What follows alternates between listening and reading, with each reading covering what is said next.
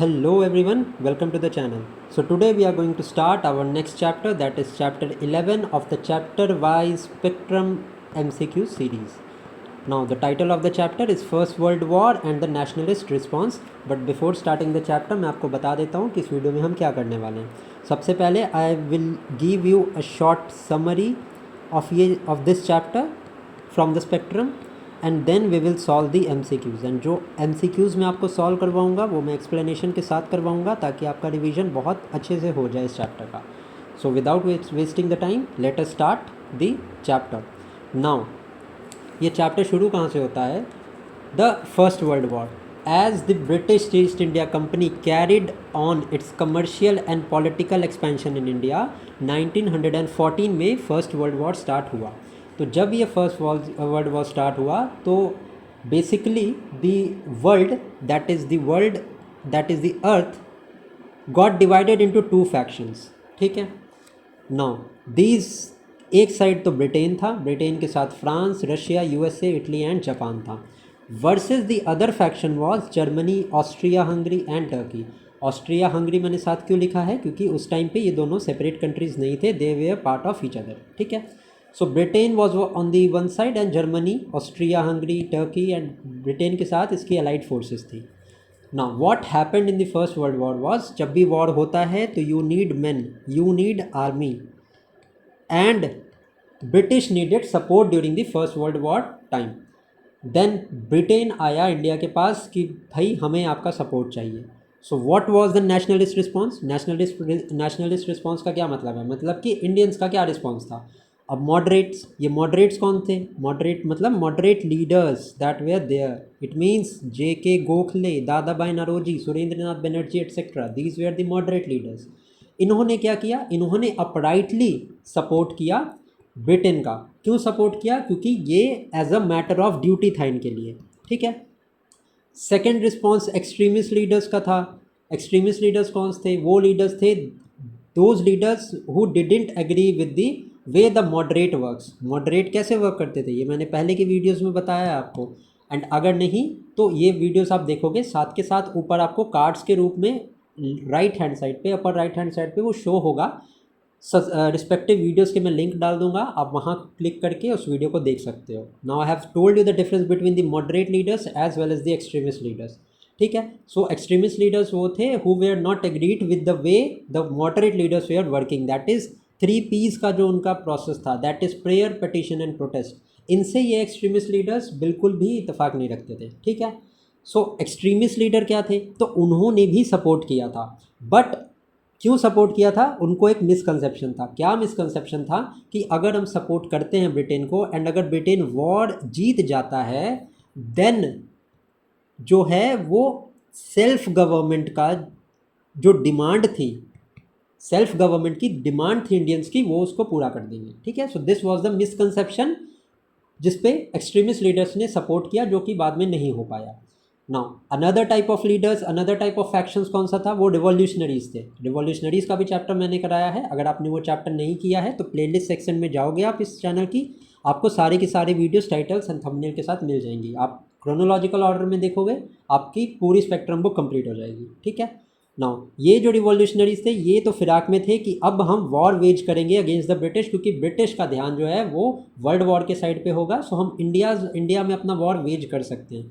And that is the time when Ghadar party which was based on San Francisco, इन्होंने काफ़ी ज़्यादा attempt किए थे. ठीक है. गदर पार्टी थी, बर्लिन कमेटी इन यूरोप थी. So this was the thing that was happening at that time. इसके साथ साथ ही फर्स्ट वर्ल्ड वॉर के रिस्पॉन्स में होम रूल लीग मूवमेंट जो है वो स्टार्ट हुआ था. ठीक है. Now who where the some of the prominent leaders of this home rule league movement? तो ये थे Bal Gangadhar Tilak, Annie Besant, JS Khaparde, S Subramania Iyer, Joseph Baptista etcetera. These were some of the leaders that were there in the home rule league movement. Now अगर मैं अब next बात करूँ कि M क्या था इस होम रूल का, सो इसका एम था to convey to the common man, that is the common man of the India, the concept of home rule. home rule का क्या मतलब था? home rule का मतलब था सेल्फ गवर्नमेंट. एंड इसके बाद मैं आपको ये अभी बताऊंगा कि 2 लीग्स इस्टेब्लिश हुई थी. One league was establish by Bal Gangadhar Tilak and the other one was establish by Annie Besant. Now, if I talk about Tilak's league, Tilak's home rule league, so this started in April 1916 and it operated in Maharashtra, it operated in Karnataka, it operated in the central provinces. Madhya Pradesh का जो area था वो central provinces में आता था and it operated in Berar. ठीक है, and it in totality had 6 branches. Whereas if I talk about Annie Besant league, तो ये आपको ध्यान में रखना है, Besant league started after Tilak's league. ठीक है, तो सितंबर 1916 में इट स्टार्टेड एनी बेसेंट की league and it operated in the rest of India and it had around 200 branches. तो अगर आपको होम रूल पे क्वेश्चन आता है कि बाल गंगाधर तिलक और एनी बेसेंट इनमें से किन की league was bigger, so Annie Besant की league was bigger and it operated in whole of India where Tilak's league operated in the 6 provinces. It had 6 branches. ठीक है, so what were the methods that was used by this home rule league movement? So discussions were organized, reading rooms, journals, etc. This was all propaganda through which इसी propaganda के अंदर newspaper was launched by Annie Besant. So the name of newspaper that was launched by Annie Besant was, सबसे पहला तो new India था, ये नाम आपको ध्यान रखना है, इस नाम को आप नोट कर लेंगे. Commonwealth was the other newspaper that was launch by Annie Besant. ठीक है, सो उसके बाद क्या हुआ, अल्टीमेटली क्या हुआ 1920 में. ठीक है, 1920 ये आपको ये याद रखना है. 1920 में Mahatma Gandhi accepted the presidentship of the all India home rule league. ठीक है, होम रूल लीग की प्रेसिडेंटशिप गांधी जी ने एक्सेप्ट करी एंड इमीडिएटली ही change the name of the home rule league to Swarajya Sabha and this question has been asked in the UPSC examination also. ठीक है, तो spectrum में दिया है, सो ये आपको पता होना चाहिए. ठीक है, now one of the achievement of the home rule league was, देखो 1917 में अगस्त ऑफर वॉज मेड. ठीक है, August offer was made in the 1917. So this August offer which was later Montego Chelmsford reform आया in the year 1919, ये भी motivated था and it had a bearing on the works that were done by the home rule league only. ठीक है, now next important thing is Lucknow session of 1916. आपको ये ध्यान में रखना है, the president of the home rule league was at that time AC Majumdar. ठीक है, अंबिका चरण मजूमदार was the president. हुआ क्या था लखनऊ सेशन में, सबसे पहला the extremist और मॉडरेट लीडर्स थे, वो वापस से एक फैक्शन में आ गए अंडर कांग्रेस, जो कि स्प्लिट हुए थे सूरत में. मैंने पहले की वीडियोस में बताया है, Surat split happened in the year 1907. ठीक है, इसमें मॉडरेट एंड एक्सट्रीमिस्ट एक दूसरे के वे ऑफ वर्किंग से सेटिस्फाइड नहीं थे and then they decided to part their veg.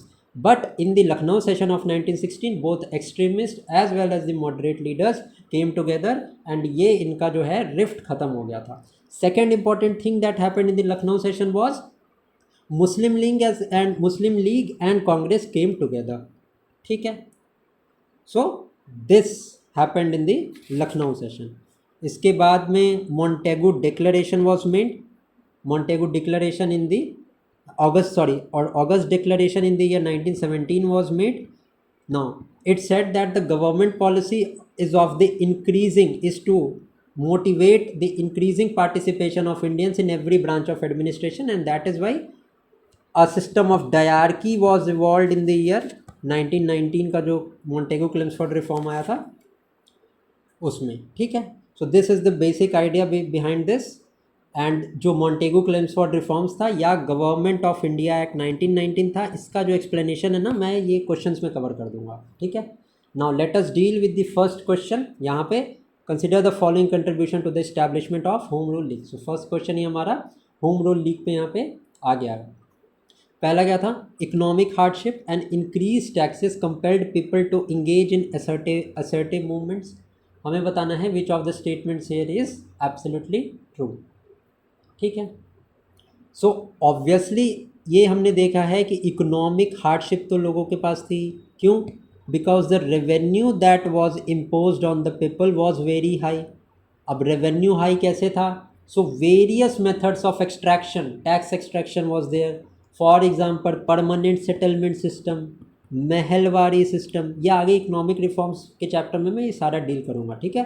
देयोतवारी system, so economic hardship तो बहुत ज़्यादा थी। इसके अलावा the Indian manufactured goods, Indian handicraft goods, उनका जो है प्रमोशन नहीं किया जाता था, that is why trade also decline. And British ने जो गुड्स मैन्युफैक्चर्ड किए थे after the industrial revolution, British manufactured goods were imposed on the Indian market, so India की economy was very much disturbed at that time, ठीक है। सो economic hardship तो बिल्कुल एक फैक्टर हो सकता है that contributed to the establishment of home rule league.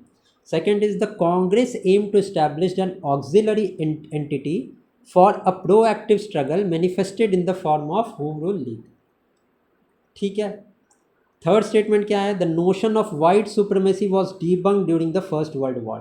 Absolutely, Britain के साथ जो अलाइड फोर्सेस थे इनके अगेंस्ट जर्मनी आ गया था, and the notion of white supremacy was debunked. क्यों? क्योंकि होम रूल का मैंने मतलब आपको क्या बताया था, it aimed at self government. तो ऑब्वियसली फर्स्ट वर्ल्ड वॉर के टाइम पे ये इसीलिए ये मूवमेंट फॉर्म हुआ था कि हम सेल्फ गवर्नमेंट की डिमांड कर सकें, ठीक है। नाउ अगर मैं बात करूँ Congress aim to establish an auxiliary entity, तो this the answer is no, because the home rule league जो फॉर्म हुई थी वो दो लीडर्स ने फॉर्म की थी, तिलक ने फॉर्म की थी एंड देन एनी बेसन ने फॉर्म की थी, ठीक है। And Congress has nothing to do directly, ठीक है, with the home rule league. Also जब home rule league, Annie Besant की जो होम रूल लीग थी which operated in whole of India, she came to Congress with some of the proposals कि आप ये accept करें, तो कांग्रेस ने अपराइटली रिजेक्ट कर दिया था। So home rule league was not an intrinsic part of Congress, ठीक है। So this statement is wrong, other two statement are true. So हमारा आंसर यहाँ पे क्या हो जाएगा, ओनली टू यहाँ पे करेक्ट आंसर होगा, ठीक है। आई होप कि आपको ये क्वेश्चन समझ आ गया होगा। Let's now move to the next question. Again this question is on home rule league, ठीक है। ये सारे ऑप्शंस है, 4 ऑप्शंस है, कंफ्यूज मत होना, एंड इसका आंसर्स नेक्स्ट स्लाइड में, ठीक है। So let us see the statement पढ़ लेते हैं, आंसर यहीं से निकाल लेंगे, हमें ऑप्शंस देखने की ज़रूरत नहीं पड़ेगी। कैसे, तो देखते हैं। नाउ फर्स्ट स्टेटमेंट क्या है हमारा, the home rule league movement was launched as a response to war time miseries and disillusionment with the Morley Minto reforms. अब मॉडले मिंटो रिफॉर्म्स कब आए थे, ये तो आए थे 1909 में। एंड अगर आपने मेरी लेक्चर्स देखा होगा पहले का, तो you will know that it main reform क्या था मॉडल मिंटो रिफॉर्म में, the main reform was a separate electorate was introduce for whom, for Muslims, ठीक है। सो डिसकंटेंटमेंट तो था ही, other than that economic hardship were also a reason which was caused by the world war, first world war, ठीक है। Rising taxes, rising inflation, increasing economic burden, so this was obviously a statement, okay. So war time miseries were there, तो first statement हमारा absolutely correct है। Second देखते हैं, Tilak's home rule league was headquartered in Madras and covered regions including the Bombay city. अभी आपको ये चीज़ मैंने नहीं बताई है, बट इसीलिए मैंने क्वेश्चंस यहाँ पे ऐड किए हैं कि जो भी अनटच्ड पार्ट है ड्यूरिंग द एक्सप्लेनेशन वो हमारा एमसीक्यू से कवर हो जाए। नाउ तिलक की जो होम रूल लीग थी वो आपको पता होगा, that was a smaller league. Also इसका जो हेडक्वार्टर था it was in Poona, modern day Pune हम कह सकते हैं, ठीक है, नॉट मद्रास। मद्रास किसकी लीग का किसकी होम रूल लीग का हेडक्वार्टर था, तो एनी बेसेंट की जो लीग थी ना उसका हेडक्वार्टर था मद्रास, तिलक की लीग का नहीं था, ठीक है। सो फर्स्ट यहाँ पे ये स्टेटमेंट तो हमारा गलत हो गया, तो second statement is false. Third statement देखते हैं, Annie Besant league was established in 1916, had 200 branches and promoted self government within the British Commonwealth। Now ये स्टेटमेंट तो एब्सोल्युटली करेक्ट है हमारा, हमने पहले ही देखा कि एनी बेसेंट की लीग कब इस्टेब्लिश हुई थी, ये इस्टेब्लिश हुई थी सितंबर 1916 में, एंड अप्रैल 1916 में तिलक की लीग इस्टेब्लिश हुई थी। तो आपको ये भी ध्यान रखना है कि Tilak league was establish before Besant's league, ठीक है। 200 ब्रांचेस थी and it operated in the rest of India, and Tilak की league had only 6 branches, okay. So ये थर्ड स्टेटमेंट भी हमारा करेक्ट है, सेकंड भी सही है, थर्ड भी करेक्ट है, सॉरी सेकंड इनकरेक्ट है, फर्स्ट एंड थर्ड हमारा करेक्ट है। Next is Besant's league relied heavily on leaders such as B P Wadia, C P Ramaswamy Iyer for organisational work, while Tilak league was confined to passive propaganda. ठीक है, so ये statement हमारा गलत है। Why? Because Annie Besant relied on the organisational leader such as B P Wadia and C P Ramaswamy Iyer. Besant की league rely करती थी, but Tilak was not passive, did not have passive propaganda, but he was highly proactive for the works related to his league. ठीक है, he personally led his league. तो the fourth statement यहाँ पे जो है हमारा इनकरेक्ट है। फोर्थ हम एलिमिनेट कर देंगे यहाँ पे, सेकेंड हमने एलिमिनेट कर दिया। करेक्ट आंसर हमारा क्या होगा? करेक्ट आंसर हमारा होगा 1 and 3 only is the correct answer to this question. I hope कि आपको ये समझ आ गया होगा। ठीक है, नेक्स्ट क्वेश्चन देखते हैं। Consider the following statement with reference to the Lucknow pact. अब ये क्वेश्चन हमारा लखनऊ पैक्ट पे है। Demand for a joint electorate for majority and minority communities, early declaration of a date for giving a dominion status to India, the term of the legislative council should be 5 years, half of the members of the viceroy executive council should be Indians. So which of the following were the demands that were made in the Lucknow Pact? अब दो सबसे important चीज़ जो आपको दिमाग में रखनी है वो तो आपको मैंने बता दी हैं कि ये लखनऊ पैक्ट 1916 में हुआ। The leaders, the president during the time of Lucknow pact was AC Majumdar. ठीक है, next two important thing that happen during this Lucknow pact, that the moderate leaders and the extremist leader came together. Second, it was the unification of the Muslim league and the Congress. ठीक है, so these two were most important. ठीक है, पहला हमारा statement क्या है? It demanded for a joint electorate for majority and minority communities. सबसे पहले ये बात जान लेना कि जॉइंट इलेक्टोरेट पे एग्रीमेंट नहीं हुआ था। क्यों नहीं हुआ था? लॉजिकली सोचो, मैंने आपको बताया लखनऊ पैक्ट में Muslim league as well as Congress, उनका यूनिफिकेशन हुआ, वो दोनों साथ आ गए for their political motives. But साथ आने का की वजह क्या होगी? Muslims was in the support of the separate electorate that were provided for the Muslim. separate electorate कब प्रोवाइड हुए थे? 1909 के मॉर्ले मिंटो एक्ट में।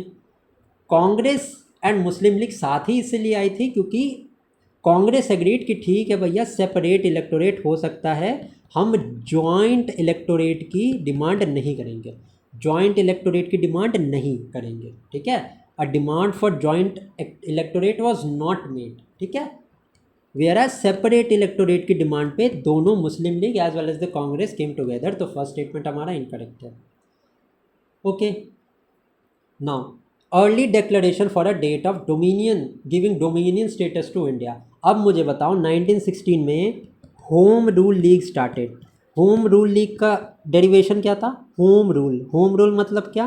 होम रूल मतलब सेल्फ गवर्नमेंट। तो अब मुझे बताओ, India should be ruled by Indians only. Dominion status was कि ब्रिटिश भाई हमारा हेड होगा, हम एक ब्रिटिश के छोटा सा पार्ट बन के रहेंगे।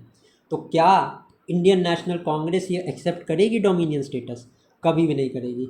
एक बात मैं आपको यहाँ पे बता देता हूँ कि the dominion status was offered every time by the British. ठीक है, British was of the view that कि हम इंडिया को डोमिनियन स्टेटस देंगे। Even the Cripps mission of 1942 में इंडिया को डोमिनियन स्टेटस देने की बात की गई थी। ये तो 1916 की बात हो रही है। ठीक है, डोमिनियन स्टेटस की डिमांड तो Lucknow pact Indian National Congress कभी एग्री ही नहीं करेगी। They demanded for self government. ठीक है, सेकेंड स्टेटमेंट में हमारा इनकरेक्ट है। थर्ड स्टेटमेंट देखते हैं। The term of legislative council should B 5 years। Absolutely correct, ये एक डिमांड थी, या इसको आप नोट कर सकते हो। मेनली ये दो स्टेटमेंट्स के लिए मैंने क्वेश्चन बनाया था क्योंकि ये आपको लॉजिकली मुझे समझाना था कि कैसे द थिंग्स आर वर्किंग। ठीक है, अगर वीडियो अच्छी लगी हो तो you can like this video. ठीक है, सब बहुत मोटिवेशन मिलता है फिर वीडियो बनाने का। नेक्स्ट देखते हैं। Half of the members of the viceroy executive council should be Indians. Okay, so this was also absolutely true. Now सबसे पहले 1909 में ये प्रोविजन आया था कि there should be Indians in the executive council. और 1909 में जब प्रोविजन आया था उसके पहले not a single Indian was a member of viceroy executive council. First time that an Indian became a member of the Viceroy Executive Council was in the Morley Minto Act of 1909. Only one member of was nominated at that time. ठीक है. So the demand in Lucknow Pact was made कि half of the members को जो है वो executive council में Indians को place मिलनी चाहिए. So this was also a demand that was made. So correct answer हमारा क्या हो जाएगा? Correct answer हो जाएगा हमारा only 2. ठीक है. Let's now move to the next question. क्या है हमारा question? Consider the following statement. Now Mahatma Gandhi was the president of स्वराज्य सभा. Now I have already told you कि जो होम रूल लीग मूवमेंट था जो लॉन्च हुआ था 1920 में, when Gandhi ji became the president of this home rule league movement, then the name of this league was kept as Swarajya Sabha, and this question was also asked in the UPSC. First statement हमारा absolutely correct है. Second statement है Tilak set up his Indian home rule league in all parts of India except Karnataka, central province and Bihar. क्या ये statement सही है? बिल्कुल गलत है. क्यों? क्योंकि तिलक ने तो 6 प्रोविंसेस में इस्टेब्लिश की थी, 6 ब्रांचेस थी बस. कर्नाटका थी, महाराष्ट्र थी, एंड महाराष्ट्र में भी बॉम्बे सिटी नहीं थी, that was under Annie Besant. Central provinces Bihar, इन सारी जगह पे लीग थी, महाराष्ट्र भी थी. ठीक है. And headquarter of the Tilak's league was Pune, whereas Madras headquarter किसका था? मद्रास हेडक्वार्टर था एनी बेसेंट की लीग का. So the statement is incorrect. हमसे पूछा है कौन सा स्टेटमेंट करेक्ट है, कितने स्टेटमेंट करेक्ट हैं? Only one, that is the first statement is correct. ठीक है. ए हमारा करेक्ट आंसर हो जाएगा. Let's now move to the next question. Consider the following statement regarding the Montagu statement. अब Montagu statement कब आया था? ये मॉन्टेगू स्टेटमेंट आया था 1918 में. ठीक है. दिस रिपोर्ट केम, अभी क्या बोल रहा है? It was in response to the Jallianwala Bagh में. अरे भाई जालियांवाला बाग मैसेकर तो 1919 में हुआ था. ठीक है. कि किस दिन हुआ था? अप्रैल 13. ये हम आगे पढ़ेंगे आगे आने वाले वीडियोज़ में. ठीक है. Montagu statement was officially release in the year 1918. So first statement तो हमारा एब्सोल्युटली करेक्ट है. ठीक है. नेक्स्ट स्टेटमेंट क्या है? Montagu statement propose the establishment of a federal structure in India with equal representation at all provinces. अभी अगर मैं मॉन्टेगू क्लेम्सफोर्ड की रिफॉर्म्स की मैं बात करूँ तो सब मेन प्रोविजंस मैं आपको बता देता हूँ, इसीलिए क्वेश्चन ऐड किया है. सबसे पहला तो डायरकी वॉज इंट्रोड्यूस्ड. कहाँ पे? प्रोविंसेस में. ठीक है. प्रोविंसेस में डायरकी जो है वो इंट्रोड्यूस हुई थी. ये स्टेटमेंट क्या है? This was also one of the provisions, but equal representation for all provinces नहीं था. The responsibilities were divided between Indian ministers and the British appointed officials in the province. ठीक है. The central government was used to have control over key area such as defence, finance के area में key role play करना था centre को. ठीक है. Equal representation for all provinces की कोई बात नहीं थी. ठीक है. Next statement is it aim to establish abolishing the dyarchy system and implemented complete provincial autonomy. So the third statement भी गलत है, क्योंकि मैंने आपको बताया कि प्रोविंसेस में डायरकी को एक्सेप्ट किया गया था, ना कि प्रोविंशियल ऑटोनॉमी. प्रोविंशियल ऑटोनॉमी कब दी गई थी? ये दी गई थी गवर्नमेंट ऑफ इंडिया एक्ट 1935 में. ठीक है. ये एक्ट्स में हम कवर कर लेंगे सारा, डोंट वरी. सो अगर मैं करेक्ट स्टेटमेंट की यहाँ पे बात करूँ तो एक भी स्टेटमेंट यहाँ पे करेक्ट नहीं है. डी हमारा करेक्ट आंसर है. ठीक है. चलो नेक्स्ट स्टेटमेंट देखें. मैंने एक और क्वेश्चन ऐड किया था गवर्नमेंट ऑफ इंडिया. यस, ये आ गया.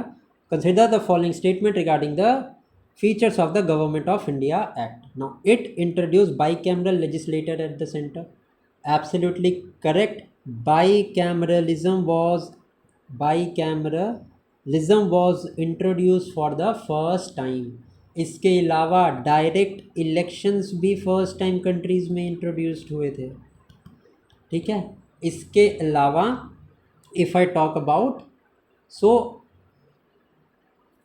Separate electorate was also provided. 1909 के एक्ट में separate electorate was provided to Muslims only. But अगर मैं बात करूं 1919 के एक्ट में, तो separate electorate was provided for Sikhs, Indian Christians, Anglo Indians, and Europeans, इन सब के लिए सेपरेट इलेक्टोरेट अपॉइंट किया गया था।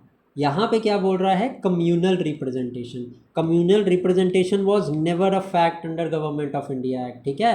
The communal representation for depressed class and womens, it was included in the government of India act 1935, not the government of India act, ठीक है।